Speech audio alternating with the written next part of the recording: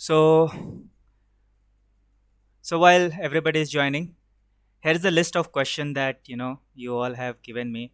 Obviously, not all of them can be covered in this half an hour session, but I'll try to cover as much as I can. Few of them are very simple basic queries, and if you have been following my account for the last 2 3 weeks, you have been seeing that I've been posting a lot of shortcuts, and which is very key to working on Excel, because when you work on Excel you work with a lot of data, and it's easy to work on data if you know how to work with a keyboard rather than using a mouse. And that has been my approach since I started this channel. And I've also been posting few basic function videos also.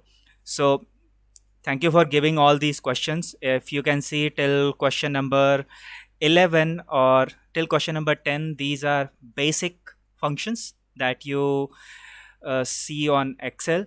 But besides that, everything that you see is like advanced Excel, you know like macros or pivots and everything. I'll share my screen on the Google Meet also.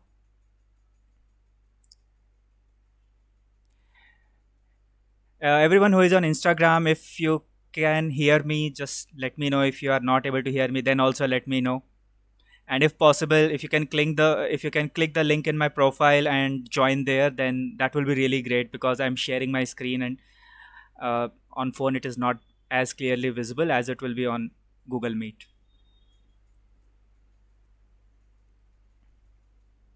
Sandeep, can you see the screen? Okay. Okay, so let's get started, since everyone's time is valuable. So we'll start with the first question, which was asked of me, was how we can hide and unhide rows. So before I tell that, few basic concepts of Excel, there are two very important keys on your keyboard which make your life hell lot easier when you are working on Excel. First is the control key, which is also called as the navigation key. Just remember this, because everything that you need to do, it's navigate whatever wherever you want to go, you can do with the help of a control key. Control key is navigation as well as it is also a function key. So that's first important key that you need to remember. And second is your shift, which is a selection key. So a combination of these two will allow you to do a lot of things on Excel and makes your life on Excel easier. Now, one of the biggest thing people try to do in Excel, and it's also wrong, is that they try to learn too many shortcuts. The list of shortcuts on Excel is like unlimited, and you can create your own shortcuts also, so there is no restriction to that also. So since the list is endless, it's important to only know the ones which you are going to use in a regular day-to-day operations, and that is what I have been posting on my channel so far. So today only I posted on how to you can hide a rows. So first, before you can hide a row, you need to select a row. So the shortcut for that is shift spacebar. So if you'll press shift spacebar, you'll be able to select the row. And once you have selected the row or multiple rows that you have selected, you can just press Control 9 and your rows will be hidden. So that's how you hide a row. So that's the answer to the first question that you guys popped up on my story. Second is how you can unhide a row. Obviously, a row that is already hidden, you cannot select it. So you need to select the row on top of your hidden row. Once again, the selection shortcut will be shift spacebar. And then you need to select the row which is below the hidden row also.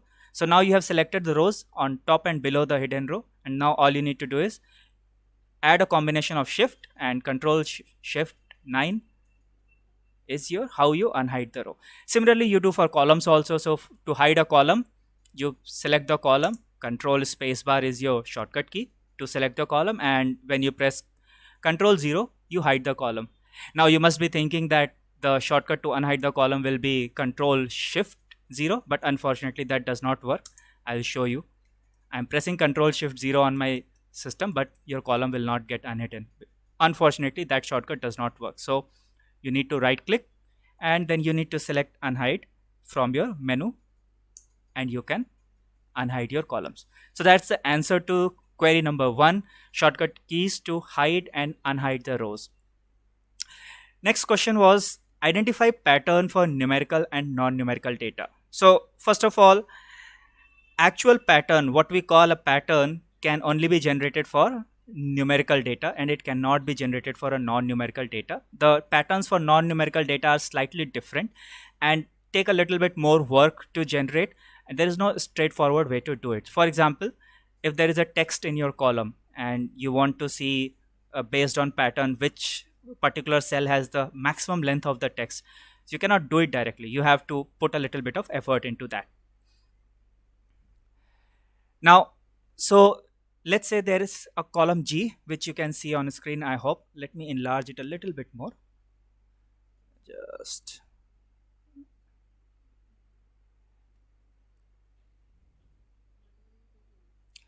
now, if I want to generate a pattern here, just want to see that of all the values that are in the column, which is above average, which is below average, and so on and so forth.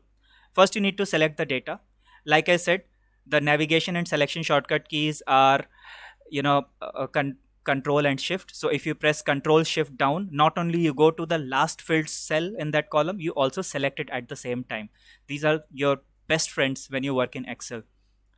Then under the home tab, at the menu in the home tab, you will see conditional formatting, and from there, this is a new addition to the Excel. For the past few editions of Excel, past few releases, you have multiple options here. So let's say I want to select this average, above, and below, the three layered formatting, and you get your pattern. That's how you generate the pattern, and that's how you study the pattern. Now, this doesn't mean that you cannot work without these patterns. This is just a visual aid to help somebody easily understand the data just by looking at it. In fact, whatever you generate as a pattern also allows you to filter. So you can always use these filters also. So basically it is just grouping your data automatically, and you don't need to put greater than, less than, equal to, and all those filters. Just by generating the pattern, you can start filtering data, sorting the data, working on the data. You can even do sorting with the help of these symbols. So that's the answer to question number 2, that how we can identify pattern for numerical and non-numerical data. So this was for numerical. Let's say I want to do something for non-numerical, and let me work on this car brands. I will try. Let's see if it works or not.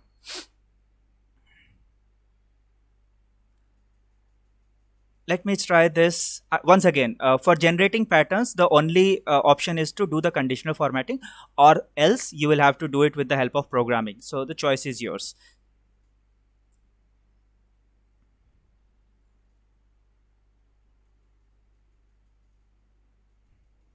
I doubt this will work, but still let me try.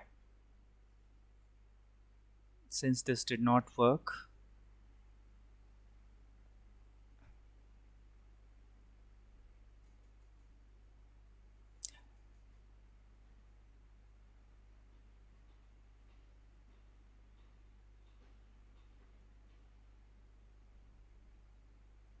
no. So if I want to generate pattern on this, the only option for me is to generate a numerical value for it. So for example, if I want to check for length, then there is a simple formula called len, which allows you to get the length of any text, and only then, see, automatically the formatting which was already applied, it gets applied here. So for text, you have to create some numerical aspect of it, and once you have created that numerical aspect, you'll be able to create and generate patterns for it. So that's how you do it for text. Also, you see me selecting directly without using my trackpad, so I'm using the control keys and the arrow keys to select control spacebar for column, shift spacebar for rows. Next we have, when do we use dollar sign? Now that's a very long topic, but I'll try to cover it quickly. Now dollar sign has usage only when you're writing formula. So think of Excel 2000 version, when Excel was very, still developing, compared to the Excel 2013 version, which is the latest one. Excel 2000 version was not as advanced. Nowadays Excel has become very intuitive. Basically it is making us dumber. So what happens is that Excel in advance anticipates what you're trying to do and automatically changes the formula. So I'll give you an example. For example, if I have to sum up this number and I have to add it to this number, I'll get some number here. For now, let me convert it to a generic format. So here is my number. if you see the formula right now is C2 plus G2. So if I put it in the edit mode again, it's C2 plus G2. What will happen if I'll copy it somewhere here? Now Excel knows that you're trying to copy a formula, so it will automatically change or increment or decrement, increase or decrease the column numbers and the row numbers basis the distance between your previous cell and the last cell. So the distance between this cell and this cell is 3 rows. So automatically the row number here has changed from 2 to 5 since the columns have remained the same. So there has been no change in the column. What dollar allows you to do is to stop this change from happening. So let's say I put dollar against C and 2. Now what will happen is, if I copy this formula again, you will not see the exact same result. The result has changed. So this was the previous result and this is the new result. So now what is happening is, because I put dollar sign against the column and the row number, when you copy the formula, it prevents Excel from changing your reference. So that's where you use the dollar sign. One of the most common uses of dollar sign is in the VLOOKUP, and not using it is one of the most common reasons why VLOOKUPs fail for majority of the people. So I'll take an example of VLOOKUP quickly in some time. So that's the usage of dollars. If you want your rows and column to keep changing basis where you are pasting your formula, then you don't put dollar sign. But if you don't want them to change, then you put the dollar sign. I mean, that's a short explanation. It's a very long topic to go into, which I cannot do right now, but that's about it for dollar. Copy pasting in visible cells only. Okay, so let's take an example here. Let me delete this. So to delete, you press Control minus. It deletes everything. So if you see that I'm only using shortcuts to do things, let me filter on color.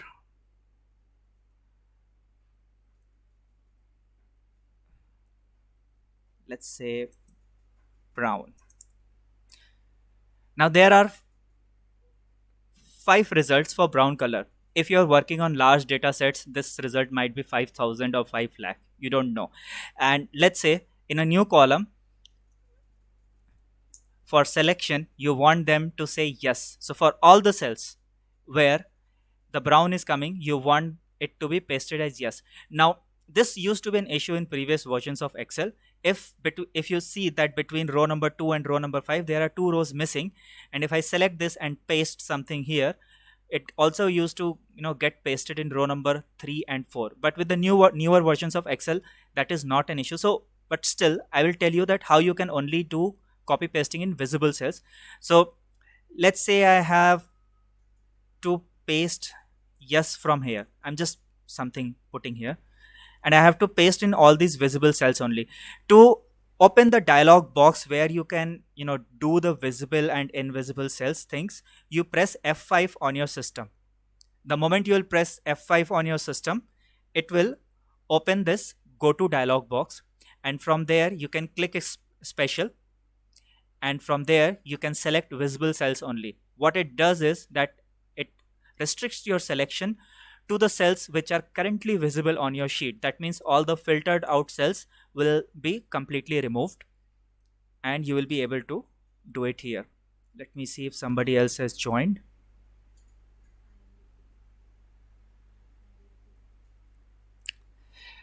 So that's how you do copy pasting on a visible cells only. Okay, so I hope that answers that question. It's a very straightforward thing. There's not much to it.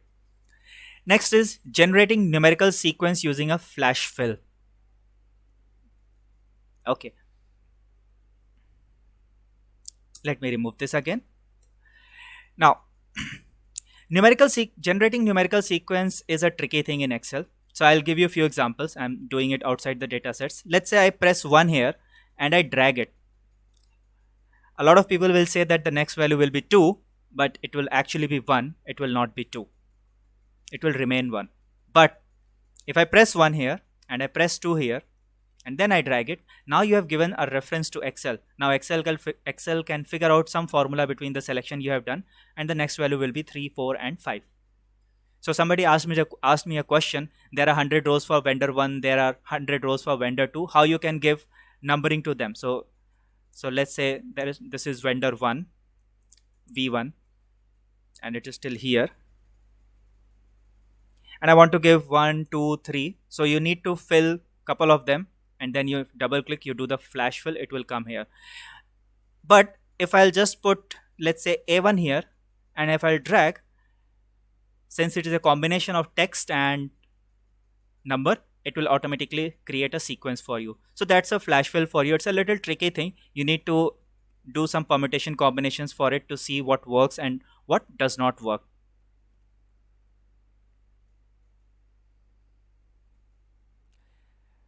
But this flash fill has one more trick to it, that it only works when your rows are unfiltered.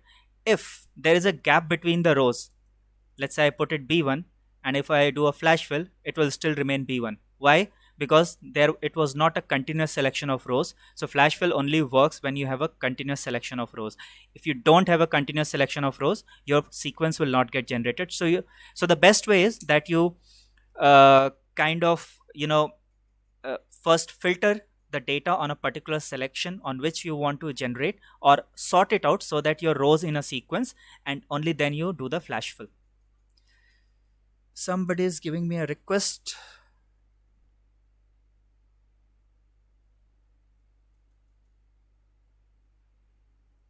Okay. Coming back to the next question, deleting data in the sheet without deleting the header. There is no direct way to doing it, obviously, because when you delete something, it gets deleted. So I think the best solution that I have found is that you press Control End, which will take you to the last filled cell on your sheet. Then you press Control Shift Home, which will take you to the first filled cell. Using Shift, press a down arrow key to get rid of that header. And you can press Control minus to delete the cells, or you can press Shift spacebar to select the entire row and press Control delete. Oh, I did not unselect the header. Sorry. Control End, Control Shift Home, Shift spacebar. Sorry. Shift spacebar to select the rows. Something is going wrong. Oh yeah, here is the header. So header remained because I did not do the selection for the header. So I think the only advice to not delete the header is that do not select the headers when you are doing the deletion, because there is no direct way of doing it. Maybe if you are working with tables, you might be able to do it, but for regular cell data that we normally use with Excel, you won't be able to do it with some any shortcut keys. So you'll have to do it in a roundabout way, the way I showed it. So let me press Ctrl Z and bring the data back again. Next was how to trim the data. So if you see in this particular row, row number 14, you can see that there is some extra space. Similarly, here also there is some extra space. Let me cover this after I cover the VLOOKUP, because that will show you the exact usage of trim and why trim is required. So I'll cover it up in a while. Something on if function. Okay.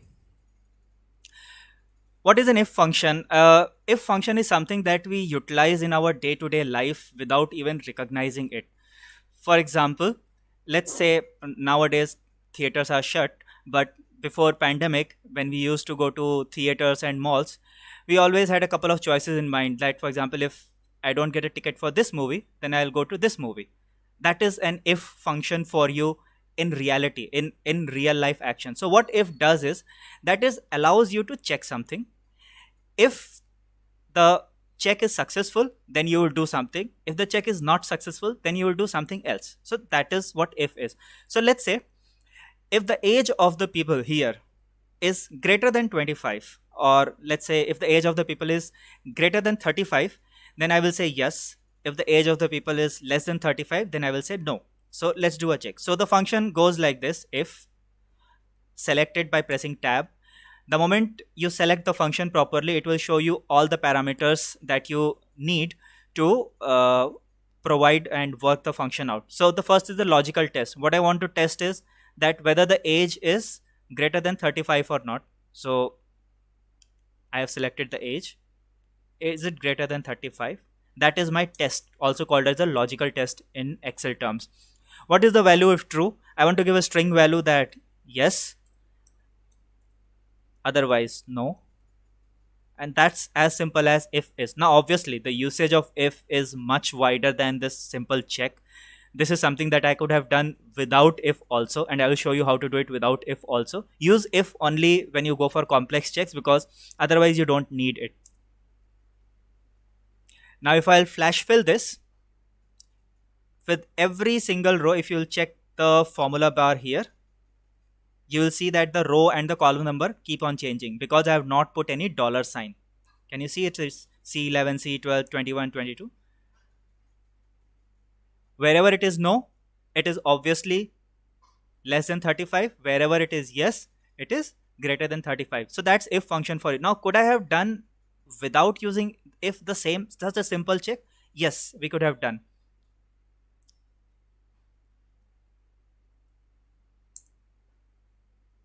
So what will happen is that now no will get replaced by false and true will get yes will get replaced by true. Since I'm not doing anything exotic or anything different after doing the check, I'm just populating some values. It's a basically boolean, either this or that. So for that I don't need to use if, I can do it without if also. I've also posted one simple video on the same thing in on my channel, so you can check it out separately. Next was VLOOKUP. Okay, so for this I have prepared this data specifically. Let me. So here is my sheet where I've been working, and if you will see how I am now navigating between the two sheets, I'm using control page up and control page down to navigate between the sheets. And on this sheet, if you will see that there is, let me just enlarge the data a little bit. Here is my master data. So now what I want is, against each name, I want to populate their favorite food and their 12th marks. Okay, so this is my master data. This is the list of all the people that I have. Now I'll go back to my previous sheet because that's where we want to write the formula. So let's say food. Now how do we do it? So the function for VLOOKUP is VLOOKUP. I have explained it in much detail. So VLOOKUP takes 4 parameters. First parameter is very straightforward, and which basically tells you what do you want to search for, or what is the value basis which you are searching. So in my case, the value basis which I am searching is the name of the person. So I'll select the name of the person. Second is, where do you want to search? So for example, in old days when mobile phones were not there, there used to be telephone directories. So if you wanted to search somebody's number, you went and searched into the telephone directory. The name of the person was the first parameter and the telephone directory was the second parameter for the VLOOKUP, where you want to search. In this case, my master data is in this sheet. So I'll go to that sheet and I will select the data. Now, for now, I will not put $sign, and I will explain you in detail in a while that why putting $sign is important.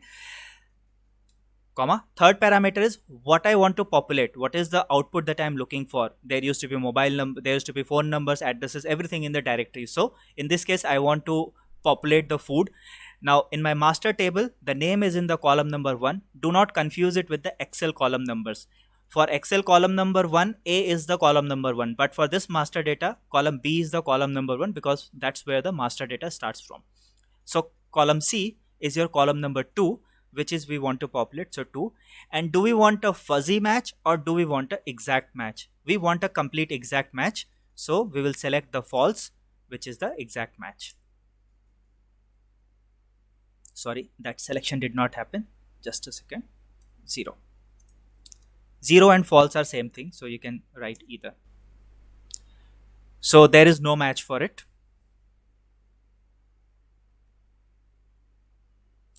We got few matches. We did not get much more matches, but I know that there are a lot of names here which are there.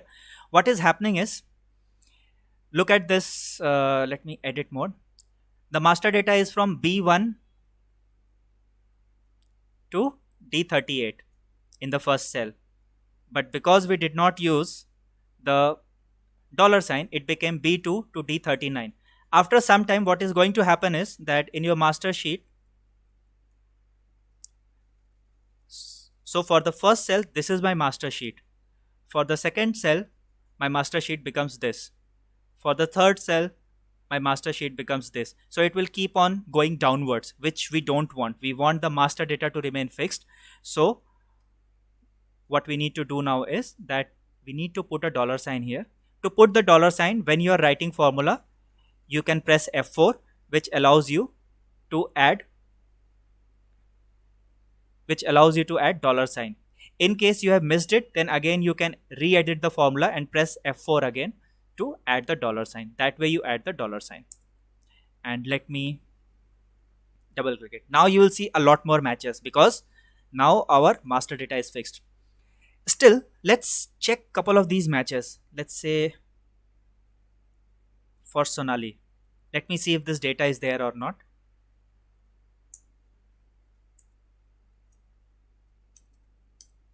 There is Sonali, but without spaces. In my actual data, if I put it in edit mode, you will see that there is a lot of spaces, and that's where the trim function comes. Trim function in itself has a lot of usage. What it does is that it allows you to remove the leading and the trailing spaces, that is the spaces before the starting of the text and after the end of the text. Anything in between the text will not get removed. The way to do it is you write trim, you select the text, and it will get removed. Now if in my formula, rather than selecting data from column B, I will say column C. Okay, let me write again and show you the difference.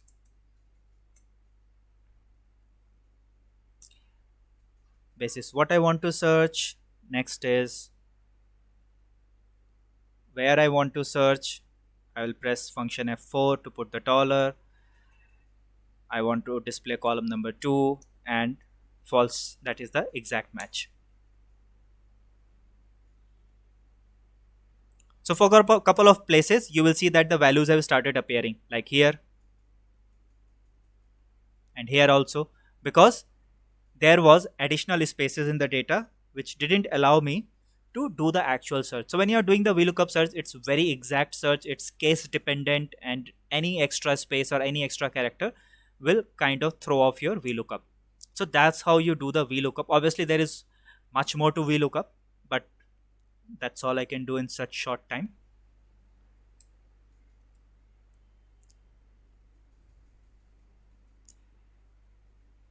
One more quick usage of VLOOKUP is checking if the data in one list is present in other list or not. So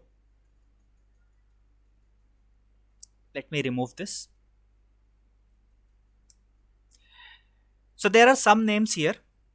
Let me say corrected names.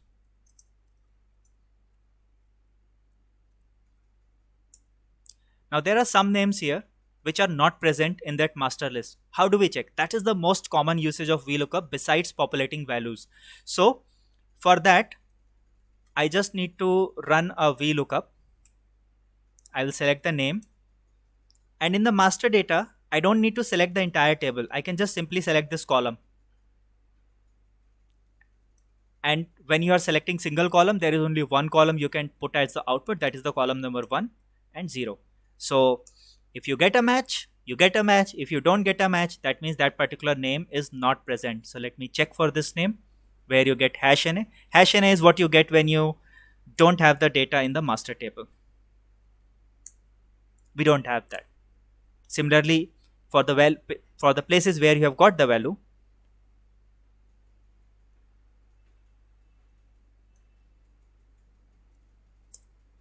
so there is a match here. So obviously the match was there, hence you got the value. So that's another usage of VLOOKUP.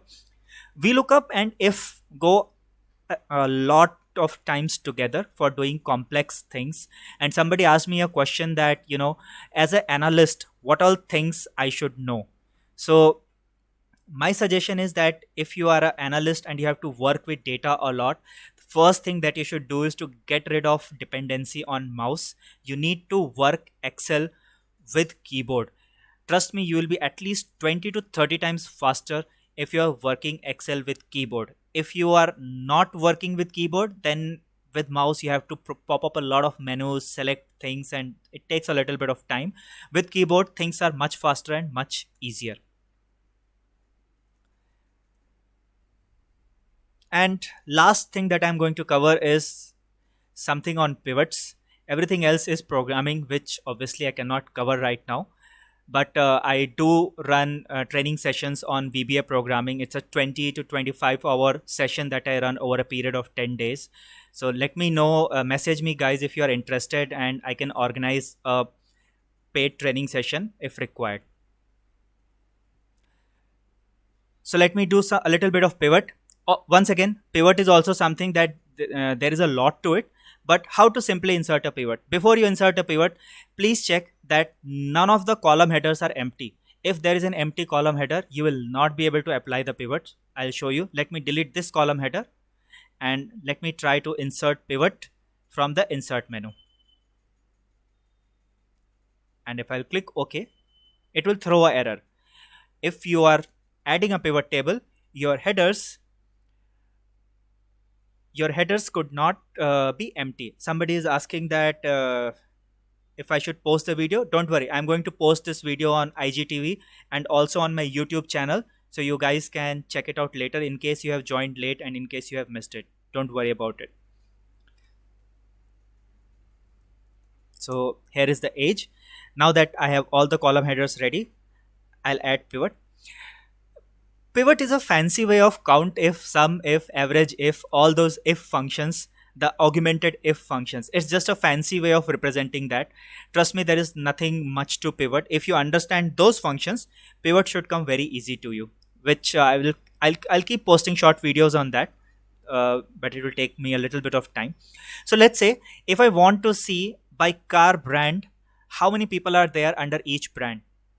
What I want to see, car brand. Since I want to see the car brand, I need to put it under the rows listing. So these are the different brands of cars that are present in my sheet. And then I want to see how many people are there. So what I want is a count. So I'll just, oh, it's not coming. Just drag it here. And now you get the different people with the total number of brands, total number of people under the each brand. Similarly, I want to divide it by color of the car. So under each brand, how many people, but under what colors. So let me put it here. Now you get a color bifurcation across each brand. So when you want to make a cross tab like this, so there are columns, there are labels in the rows and there are labels in the columns. That's when you do it rows and columns both. But if you just want under the rows, then you can do it like this. So it depends how you want to represent your data. In case you want to put a filter of age, let's say the age, I don't want to keep anybody in this section under 30. So under the filter, I will go select age. Now my data has reduced. So only those columns and those rows will come up which are eligible for the data. Everything else will go away. So that is a short intro to pivot. There is a lot of things that you can do. You can do a lot of things here. You can insert a slicer, timeline. You can change your data source. You can hide, unhide these buttons. All these options are there. Similarly, in the design, you can hide or unhide the grand totals. So my totals have gone out now. You can add subtotals, you can add blank rows. So the list is endless. So there is a lot you can do with pivot, but you will be able to achieve more with pivot if you understand these functions. So let me just list it down for you, the functions that I'm talking about.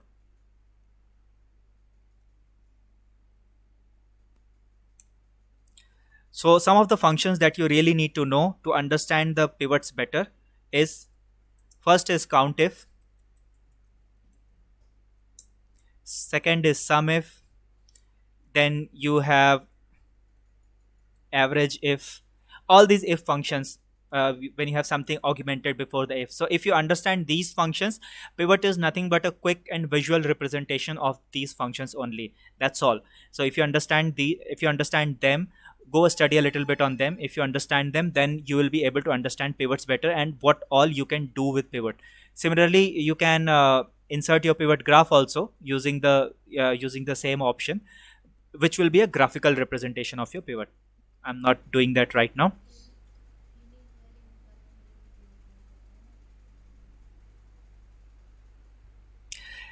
Next, somebody asked me, and I got this question from so many people.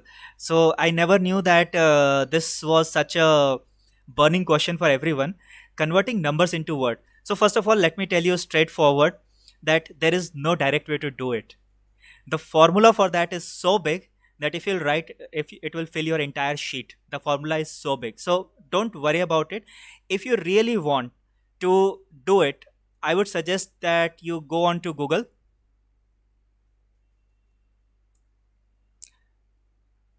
search for convert words to numbers in Excel.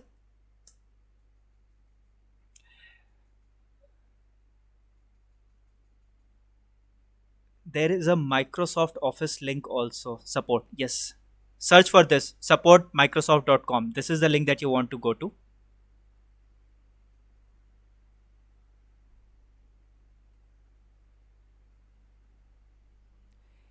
Here you will get a VBA code. You need to open your VBA programming window, copy this code, and then call this function. So I will show you quickly. Just let me copy this. It's a long code, and hence the formula is also so long. So I've copied it. So actually you don't need to do any effort. You can do it on your own.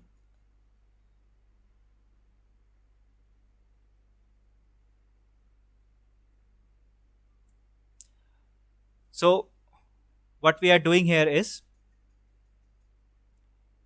we have created a function called spell number.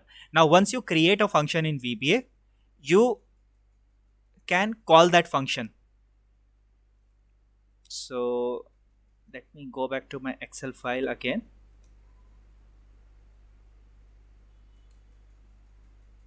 Sorry guys, I'm not able to add people into the live video right now. My hands are occupied. Next time I'll definitely accept your requests, and I will try to add everybody in the live. Since I've already defined my function, you see, you start getting this number, you start getting this function here. Before that, this function would not have appeared, but since you have user defined, also this function is only going to work in this Excel file, because this code that you have copy pasted is for this Excel file only, not for some other Excel file. So it's not going to work for some different Excel file. So this spell number, now if I give some number, looks like this code is some error.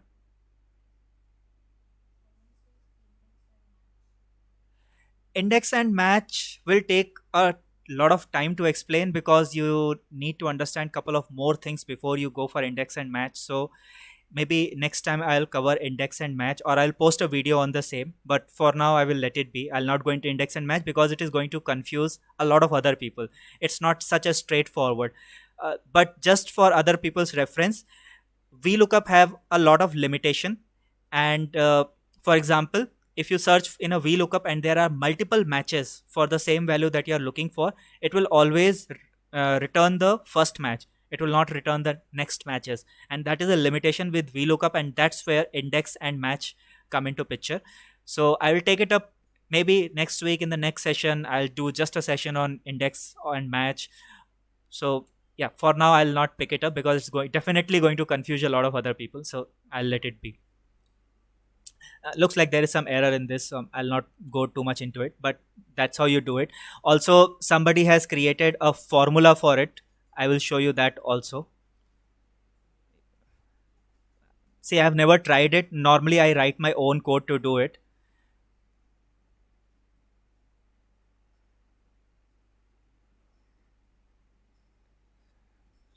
Just today only on Facebook I saw that huge formula. Unfortunately, I'm not able to find it right now.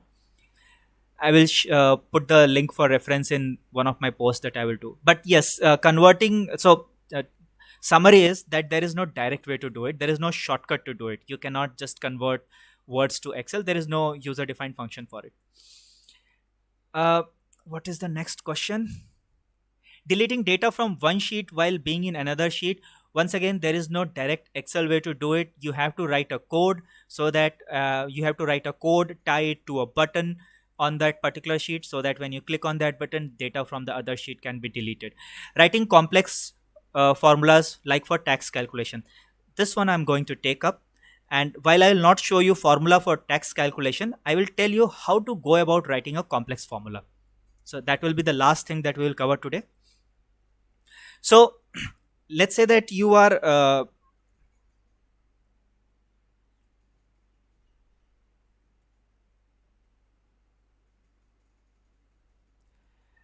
let's say that you are very new to Excel and you are not sure how to write a complex formula. So the way to do it is that you write simple formulas. So let me take an example.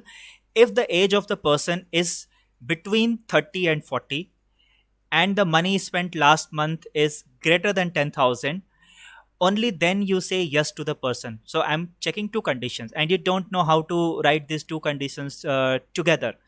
So then we start by writing simple formula. You don't know how to write a complex formula. So what is the first check?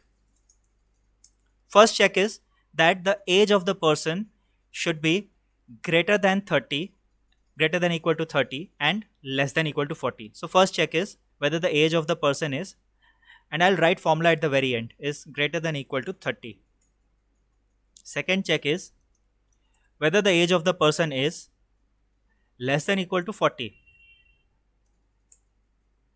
Third check is whether the person has spent more than 10,000 money in the last month or not.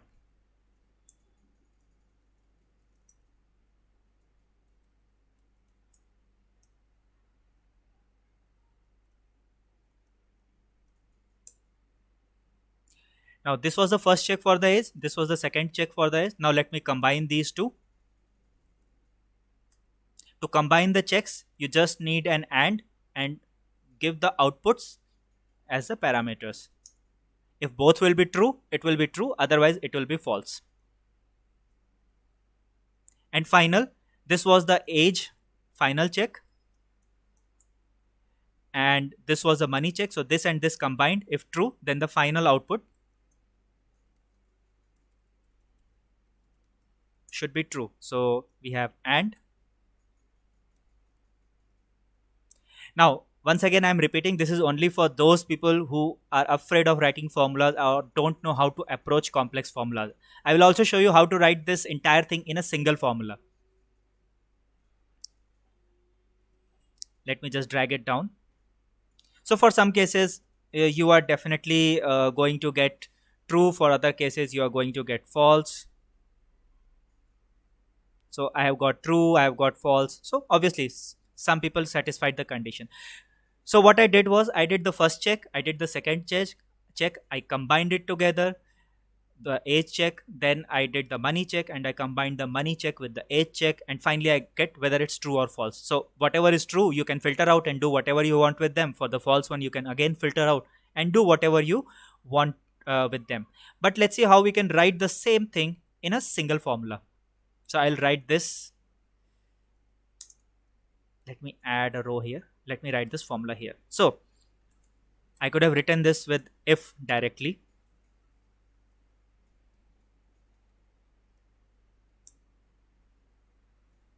So within the AND function, I am doing all the checks.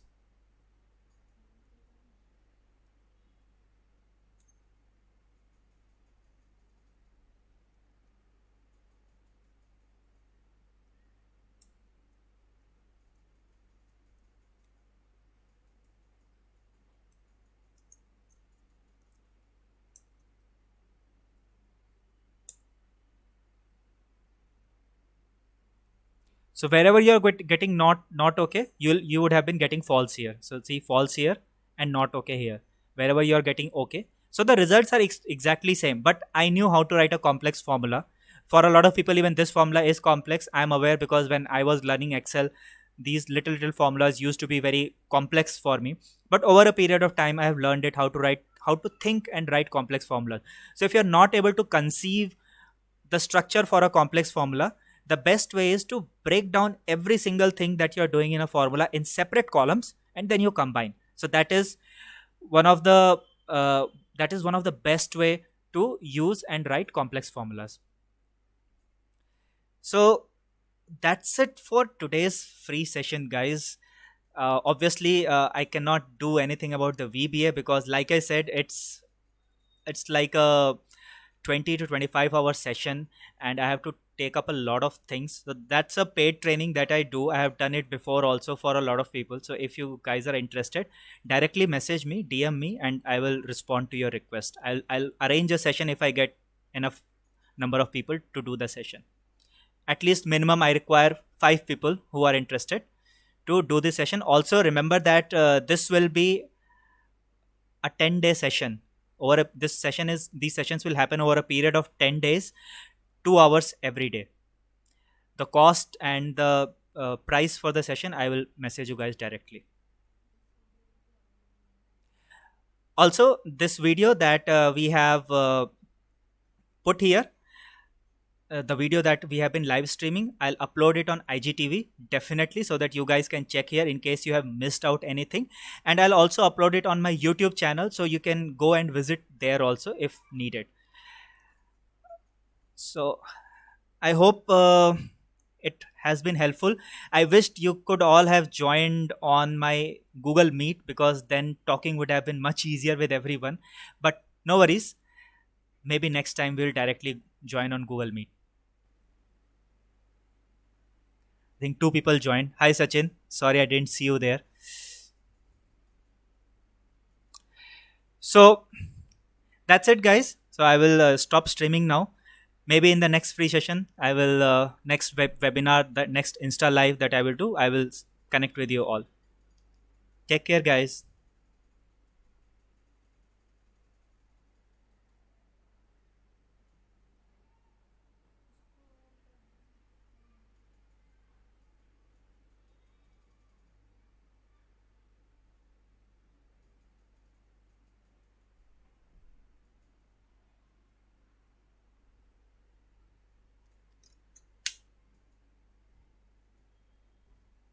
Share to IGTV na.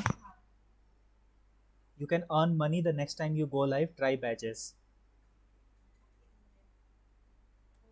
You are rich follower, no? 342 others viewed your live video. लोग आते जाते रहे. Total share तो IGB कर दो and एक minute back जाओ, download भी कर दो और शेयर तो आईजीबी भी कर देना. डाउनलोडेड ना उठा के यूट्यूब में डाल देना. YouTube पर तो मैं यहीं से डाल दूंगा ना, मैंने रिकॉर्ड किया है. तो फिर सिंपल कर लो. You can earn money the next time you go live. Try batches. मैं देखता हूँ क्या है वो. भी शेयर तो आईजीबी कर दो. हो गया डाउनलोड. कुछ बना के डालना है थंबनेल में. इसमें से तो नहीं आएगा. ऐसे ही कस्टम बना देती हूँ. ऐड फ्रॉम कैमरा रोल बना के फटाक से बनाते हैं. कैसा था. ऐसे लिख के तो बोल के देना. हम सेलेक्ट कॉलम लिस्ट. अच्छा नंबर शुरुआत में बोल रहा था, मैं बात कर. हाँ, तो मेरे को समझ में नहीं आएगा ना ये 8 2 क्या है. जब मैं सीख रही थी मुझे समझ में नहीं आता था ये 8 2 क्या है.